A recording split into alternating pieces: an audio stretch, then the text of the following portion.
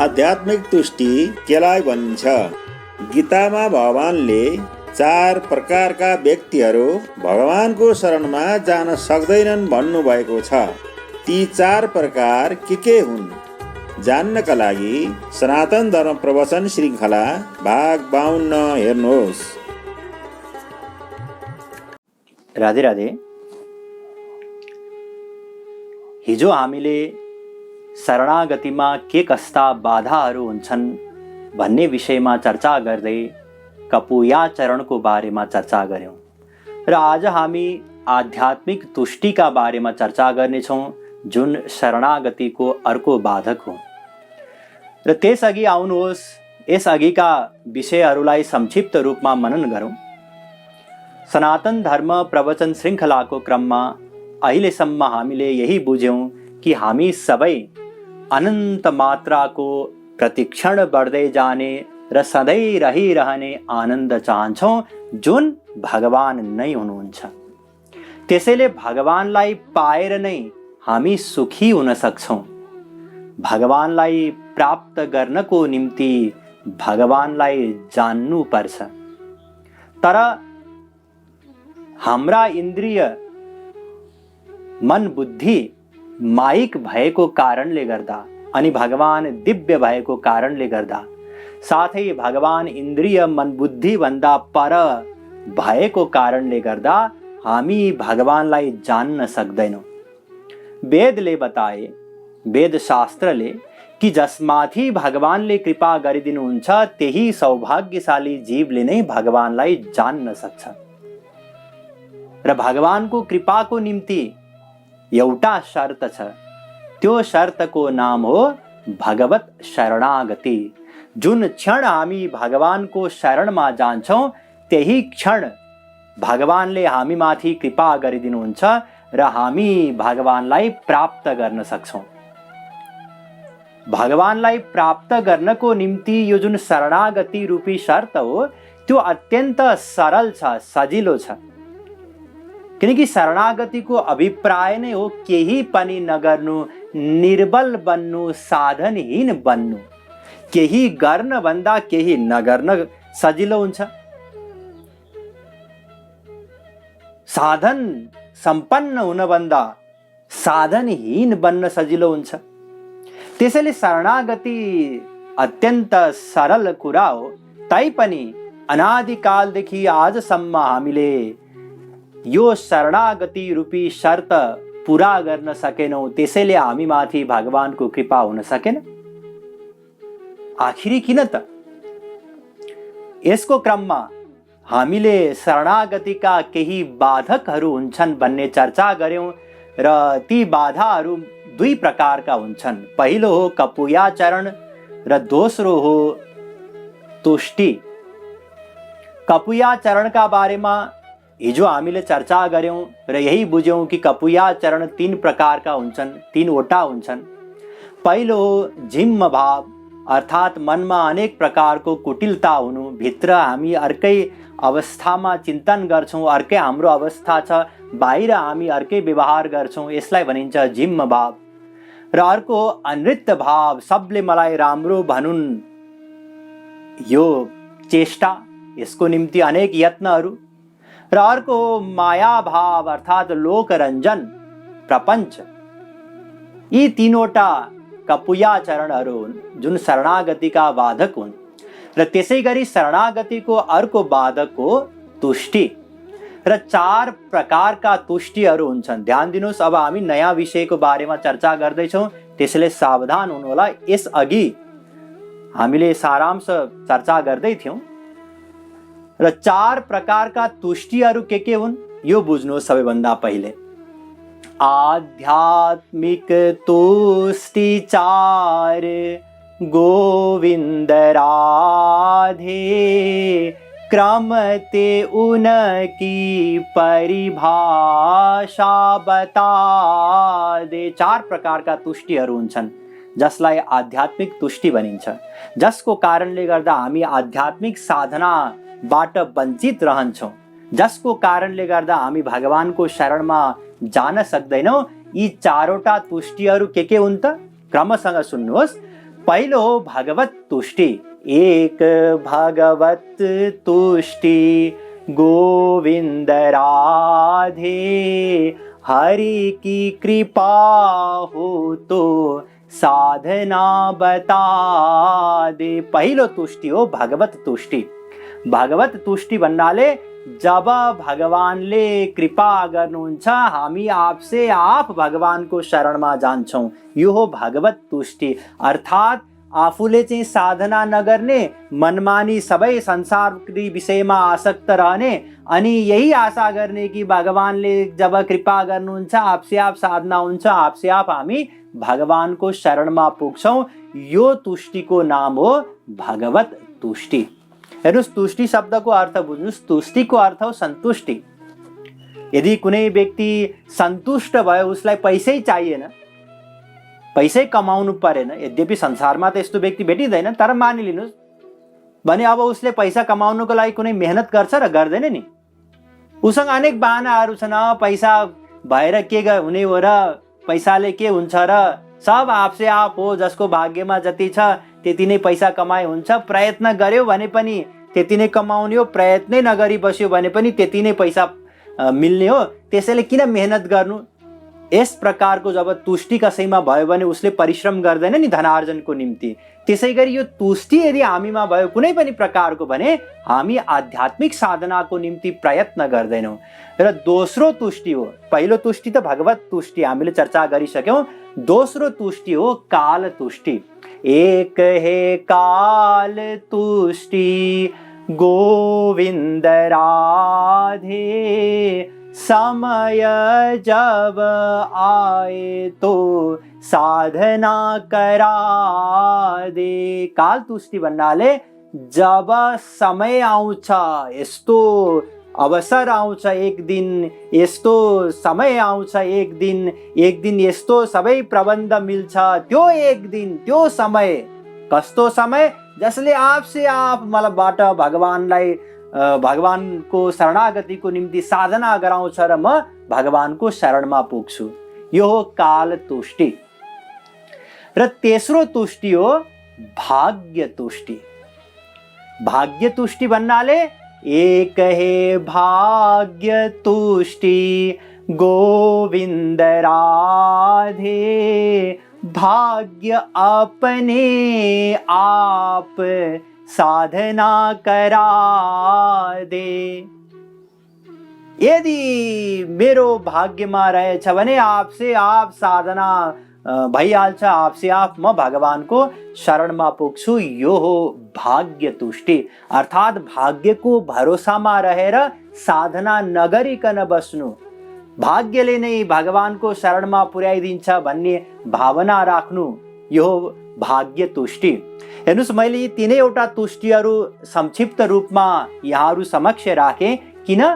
किनकि यसको बारेमा हामीले विस्तृत रूपमा भगवत कृपाको बारेमा चर्चा गर्ने क्रममा बुझिसकेका छौँ। भगवत कृपाको चर्चा गर्ने क्रममा यहाँहरूलाई याद होला, भगवानले जब इच्छा गर्नुहुन्छ तब उहाँले कृपा गर्नुहुन्छ। समय यस्तो आउँछ, भगवत कृपा आपसे आप हुन्छ। यदि मेरो भाग्यमा रहेछ भने भगवत कृपा आपसे आप हुन्छ। यी तीनवटा विषयहरूका बारेमा हामीले विस्तृत चर्चा गरेका थियौँ नि। त्यसैले यहाँ संक्षिप्तमा नै चर्चा गरियो, किनकि यसको बारेमा हामीले पहिले नै विस्तृत रूपमा चर्चा गरिसकेका छौँ। र यदि यहाँहरूले त्यो प्रवचन सुन्न पाउनु भएको छैन भने यहाँहरू युट्युब या फेसबुकमा गएर त्यो प्रवचन फेरि सुन्न सक्नुहुनेछ। अस्तु, तीन प्रकारका तुष्टिहरू हुन्, याद गर्नुहोस्, भगवत तुष्टि, काल तुष्टि र भाग्य तुष्टि। अब चौथो तुष्टि हो शरण वरण तुष्टि। यसको बारेमा हामीले पहिले चर्चा गरेका छैनौँ, त्यसैले यसको बारेमा केही विस्तृत रूपमा यहाँ हामी चर्चा गर्न गइरहेका छौँ। शरण वरण तुष्टि केलाई भनिन्छ, यसको बारेमा यसको परिभाषा सुन्नुहोस् पहिले। शरण वरण तुष्टि गोविंद राधे, शरणागति शाब्दिक ही हो बता दे। राधा गोविंद गीत। अर्थात् शाब्दिक शरणागतिलाई शरण वरण तुष्टि भनिन्छ। शाब्दिक शरणागति भन्नाले मुखले या इन्द्रियले म भगवानको शरणमा छु भनेर भन्नु, तर भित्रबाट भगवानको शरणागतिको निम्ति प्रयत्न नगर्नु, यसलाई भनिन्छ शरण वरण तुष्टि। जस्तै म एउटा दृष्टान्तद्वारा सम्झाउन प्रयत्न गर्दैछु। हेर्नुहोस्, एकपटक एकजनाले आफ्नो गुरुलाई घरमा बोलाएछ। हाम्रोमा प्रचलन छ नि, गुरुलाई घरमा बोलाउने प्रचलन छ, ताकि यदि गुरु घरमा आउनुभयो भने, उहाँको चरण घरमा पर्यो भने त्यसबाट आध्यात्मिक लाभ हुन्छ, विशेष कृपा मिल्छ भगवानको, त्यसैले गुरुलाई घरमा बोलाइन्छ। उसले पनि गुरुको महत्त्व बुझेर घरमा बोलायो गुरुदेवलाई, र गुरुदेव जानुभयो घरमा। उसको गइसकेपछि उसको एकदम ठुलो घर, सब चिज एकदम धनी थियो, सबै त्यही अनुसारका त्यहाँ गाडी थियो, एकदम आलिशान गाडी, सब फर्निचरहरू, सब चिज A1 क्लासको थियो। गुरुजीले तारिफ गर्नुभयो, घर त तिम्रो असाध्यै राम्रो रहेछ। कहाँ गुरुजी, मेरो घर होइन, हजुरकै घर हो, म त चौकीदार मात्रै हो। तिम्रो गाडी पनि असाध्यै राम्रो छ गुरुजी, यो पनि हजुरकै हो। यस प्रकारले गुरुजीले जे विषय या जे वस्तुको बारेमा चर्चा गर्नुभयो, राम्रो छ भनेर तारिफ गर्नुभयो, उसले भन्दै गयो सभ्यताको निम्ति कि गुरुजी हजुरकै हो सब, म त मेरो त के छ र। गुरुजी वास्तविक सन्त हुनुहुन्थ्यो, उहाँले थाहा पाइहाल्नुभयो कि यो शरण वरण तुष्टि हो यसको भन्नाले। मुखले त उसले भनिरहेको छ गुरुजी हजुरकै हो भनेर, तर भित्रबाट उसले आफ्नो मानिरहेको छ पक्का मेरो हो भनेर। त्यसैले यो बोध गराउनको निम्ति, परीक्षा लिनको निम्ति उहाँले आफ्नो साधकहरूलाई बताइदिनु भयो, सुन एउटा ट्रक मगाऊ, आश्रममा यो सोफा चाहिएको छ, यो सोफा सबै आश्रममा लोड गर, त्यो फ्रिज पनि राम्रो छ, त्यो फ्रिज पनि राख, त्यो टेलिभिजन पनि राख ट्रकमा। यो सुनेर ऊ आश्चर्यचकित भयो त्यो व्यक्ति कि गुरुजीले सब सोफा, टिभी, फ्रिज भयभरको घरको सामानै लिएर जाँदै हुनुहुन्छ। उसले सोध्यो, किन गुरुजी, किन लिएर जाँदै हुनुहुन्छ आश्रममा आवश्यक छ, र अघि तैँले बताइस् कि यो सब मेरै हो, अब यदि मेरो हो भने म यहाँ राखौँ कि आश्रममा राखौँ, यो त मेरो मर्जी। उसले भने गुरुजी हजुरले बुझ्नु भएन भन्नाले हुन त हजुरकै हो, तर हजुरले छुन पनि पाउनुहुन्न। मतलब यो हो कि यो केवल मेरै हो, यो त सभ्यताको निम्ति मैले बताइदिया हो, अन्यथा यो हजुरको होइन। यसलाई भनिन्छ शरण वरण तुष्टि। अर्थात् हामी मुखले त भन्दछौँ श्रीकृष्ण शरणम मम, म श्रीकृष्णको शरणमा छु, तर मनले हामी कहाँ छ, मनको आसक्ति कहाँ छ, मनको शरणागति संसारमा। मनले हामी संसारको शरणमा छौँ, मायाको शरणमा छौँ, संसारमा नै सुख छ भनेर मानेका छौँ मनले, र त्यही आनन्द पाउनको निम्ति दिन रात प्रयत्न गरिरहेका छौँ। भगवानलाई प्राप्त गर्नको निम्ति आफै विचार गर्नुहोस्, हामी 24 घण्टामा कति समय भगवानको निम्ति छुट्याउँछौँ र कति समय संसारको निम्ति छुट्याउँछौँ, यहीबाट थाहा हुन्छ। त्यसैले यसलाई भनिन्छ शरण वरण तुष्टि। जस्तै हामी मन्दिरमा जान्छौँ, मन्दिरमा गएर भगवानको अगाडि आँखा बन्द गरेर हात जोडेर त्वमेव माता च पिता त्वमेव सर्वम मम देव देव भनेर भन्छौँ। यसको अर्थ के हो? त्वमेव भन्नाले नै, केवल, हे प्रभु केवल हजुर मेरो पिता हुनुहुन्छ, हजुर नै मेरो पिता हुनुहुन्छ, हजुर नै मेरो माता हुनुहुन्छ, हजुर नै मेरो सबथोक हुनुहुन्छ। यो हामीले बोल्दछौँ, तर भित्रबाट हामी के मान्दछौँ? मेरो माता त उहाँ हुनुहुन्छ, बिरामी हुनुहुन्छ, बिचरा रोगी हुनुहुन्छ, हे प्रभु मेरो आमालाई अलि ठिक पारिदिनुहोस्। यो हाम्रो भित्री मान्यता हो, तर बाहिरबाट हामी के भन्दछौँ? त्वमेव भन्दछौँ, केवल हजुर नै मेरो हुनुहुन्छ। यस प्रकारले हामी बाहिरबाट एक्टिङको रूपमा मुखले या इन्द्रियले भगवानको अगाडि साष्टाङ्ग दण्डवत गरिदिन्छौँ, पुरै समर्पण गरिदिन्छौँ आफूले आफूलाई नै। तर यो समर्पण के हो? इन्द्रियको समर्पण हो, शरीरको समर्पण हो, मन बुद्धि सहित सर्वात्म समर्पण होइन। किनकि शरणागतिको मतलब हो, शरणागति भन्नाले मन बुद्धि सहित आत्मसमर्पण गर्नु, यो शरणागति। तर हामी के गर्दछौँ? मुखले इन्द्रियले ठिक्क पार्दछौँ। यसलाई भनिन्छ शरण वरण तुष्टि अस्तु। 4 प्रकारका तुष्टिहरू हुन्छन्। पहिलो हो भगवत तुष्टि, अर्थात् जब भगवानको इच्छा हुन्छ तब शरणागति आपसे आप हुन्छ। दोस्रो हो काल तुष्टि, अर्थात् जब समय आउँछ शरणागति आपसे आप हुन्छ। तेस्रो हो भाग्य तुष्टि, अर्थात् यदि मेरो भाग्यमा छ भने शरणागति आपसे आप हुन्छ। र चौथो हो शरण वरण तुष्टि, अर्थात् केवल हामी मुखले म शरणमा छु भन्छौँ तर मन बुद्धिको आसक्ति संसारमा नै हुन्छ, हामी भित्रबाट भगवानको शरणमा जाँदैनौँ। यी चारै प्रकारका तुष्टिहरू र कपुयाचरण, जिम्म भाव, अनृत भाव, माया भाव यी शरणागतिका बाधक हुन्। यही कुरा हामीले बुझ्यौँ र यही कुरालाई, यही शरणागतिका बाधकहरूलाई भगवान श्रीकृष्णले गीतामा अर्कै ढङ्गले प्रस्तुत गर्नुभएको छ, बताउनु भएको छ अर्जुनलाई। र भगवान श्रीकृष्ण भन्नुहुन्छ नमाम दुष्कृतिनो मूढा प्रपद्यन्ते नराधमाः मायया पहित ज्ञाना आसुरम भावमाश्रिताः। गीता 7:15। अर्थात् अर्जुन, 4 प्रकारका व्यक्तिहरू मेरो शरणमा आउन सक्दैनन्। 4 प्रकारका स्वभाव भएका व्यक्तिहरू, यी 4 प्रकारका स्वभाव जुन हुन् यी पनि शरणागतिका बाधक तत्त्व हुन्। के हुन् त? पहिलो उहाँले बताउनु भयो मूढा। मूढा भन्नाले मूढ, अज्ञानी। दोस्रो नराधमा, नराधम। तेस्रो माया पहिर्त ज्ञाना।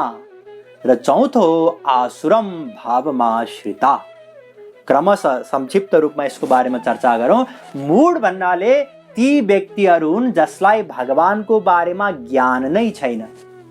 यद्यपि भगवानको दिव्य ज्ञान त भगवानलाई प्राप्त गरेपछि उहाँको कृपाद्वारा हुन्छ, तर यहाँ भगवानको ज्ञान छैन भन्नाले शाब्दिक ज्ञान अर्थात् तत्त्व ज्ञान। श्रीकृष्णको हुनुहुन्छ, म को हुँ, मेरो श्रीकृष्णसँग के सम्बन्ध छ, यो मानव देह के को निम्ति हो, भगवानलाई किन प्राप्त गर्नु पर्यो, किन जान्नु पर्यो, कसरी जान्न सकिन्छ, भगवत कृपा के हो, शरणागति के हो, शरणागति कसरी गर्न सकिन्छ, साधना केलाई भनिन्छ, यो केही पनि ज्ञान नहुने व्यक्तिलाई भनिन्छ मूढ।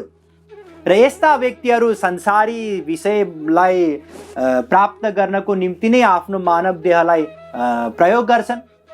उनीहरूले आफूलाई शरीर मान्दछन्, संसारमा नै सुख छ भन्ने मान्दछन् र त्यही संसारी विषयको निम्ति नै पढ, लेख, जागिर या व्यवसाय कुनै गर, विवाह गर, बच्चा जन्माऊ, हुर्काऊ, बढाऊ, पढाऊ, यही उनीहरूको लक्ष्य हुन्छ।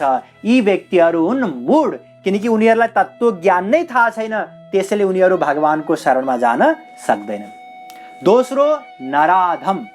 नराधम भन्नाले ती व्यक्तिहरू हुन् जसलाई तत्त्व ज्ञान त थाहा छ, श्रीकृष्णको हुनुहुन्छ, आनन्द हुनुहुन्छ, म को हुँ, श्रीकृष्णको दास हुँ, श्रीकृष्णलाई किन प्राप्त गर्नु पर्यो, किनकि उहाँलाई प्राप्त गरेर नै म सुखी हुन सक्छु, कसरी प्राप्त गर्न सकिन्छ उहाँलाई जानेर, त्यो भगवानको कृपाद्वारा नै सम्भव छ, त्यसको निम्ति उहाँको शरणमा जानु छ, इत्यादि सबै तत्त्व ज्ञान जसलाई थाहा छ। र यति थाहा हुँदा हुँदै पनि शरणागतिको निम्ति जुन साधना गर्नुपर्ने हो त्यो साधना जसले गर्दैनन् उनीहरूलाई भगवानले यहाँ बताउनु भयो नराधम। जस्तै यहाँहरूले एउटा कथा सुन्नुभएकै होला, खरायो र कछुवाको। खरायोलाई थाहा थियो कि दौड छ, प्रतियोगिता छ, कछुवालाई जित्नु छ र म जित्न सक्छु, सजिलै जित्न सक्छु, सब चिज थाहा हुँदा हुँदै पनि उसले प्रयत्न नै गरेन, त्यसैले गर्दा ऊ हार्यो, कछुवाले जित्यो। त्यही स्थितिका जो जीवहरू छन् उनीहरू नराधम हुन्, जसको निम्ति खाना बनाएर पकाएर पस्किएर अगाडि राखिदिँदा पनि अझ मुखमै कसैले राखिदियो भने पनि कसले चपाउँछ र यो चपाउने मेहनत किन गर्नु र भनेर जसले भोजन गर्दैनन् ती हुन् नराधम। यस प्रकारले यो दोस्रा जो व्यक्तिहरू हुन् नराधम, उनीहरू पनि भगवानको शरणमा जान सक्दैनन्, किनकि उनीहरू प्रयत्न नै गर्दैनन्। तेस्रो उहाँले बताउनु भयो माया पहित ज्ञान, अर्थात् मायाद्वारा हरण गरिएको ज्ञानले युक्त। ध्यान दिनुहोस्, यहाँ अज्ञानी भन्नु भएन। अज्ञानी यदि भनेको भए जसलाई ज्ञान हुँदैन थियो उनीहरू मूढ क्याटेगोरीमा पर्थे, तर यहाँ मायाद्वारा हरण गरिएको ज्ञानले युक्त भन्नाले यस्ता व्यक्तिहरू हुन् जसलाई तत्त्वज्ञान थाहा छ। अघि बताइएको जस्तै उनीहरूलाई सब चिज थाहा छ, तर त्यो थाहा हुँदा हुँदै पनि उनीहरू के गर्छन्? कुतर्क गर्छन्। शास्त्र सही हो, यसको प्रमाण के छ? तपाईले जुन बताउनु भयो त्यसको प्रमाण के छ? यस्ता व्यक्तिहरू सबै तत्त्वज्ञान सुनिसकेपछि कुतर्क गर्ने स्वभाव भएको कारणले गर्दा केही प्रश्नहरू तयार गर्छन्। मेरा यतिवटा प्रश्नहरू छन्, हेर्नु न त, एउटा बाबाजी आएका रहेछन्, उनीहरूलाई गएर सोधौँ, बाबाजी यो के हो?